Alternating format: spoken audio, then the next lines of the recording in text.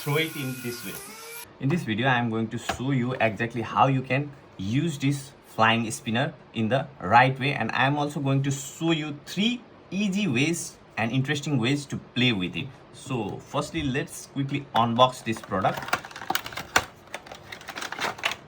As you can see, you can get this kind of cone, a manual and a charging cable, and this is spinner.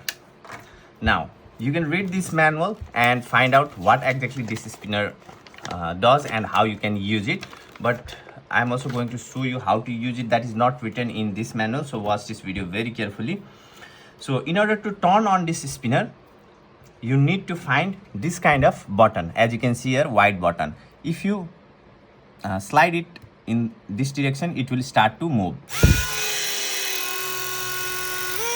and it doesn't hurt when you catch it with your hand, even if it is rotating. Now the first way to play with it is you just turn it on, let this start, and then put it in the table in this way.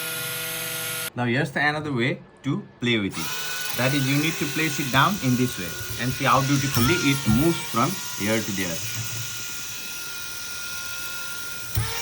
And you can catch it and turn it off. Now I'm going to show you exactly how you need to throw it in the 30-degree direction so that it comes back in your hand. But you need to throw it in the right way. Let me show you that. Now let me show you how you can throw it in the 30-degree direction so that it comes back to your hand. You need to tilt your hand a little bit and throw it in this way.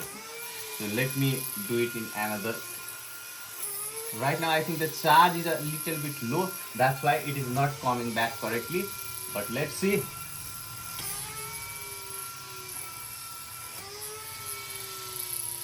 Let me show you other tip also.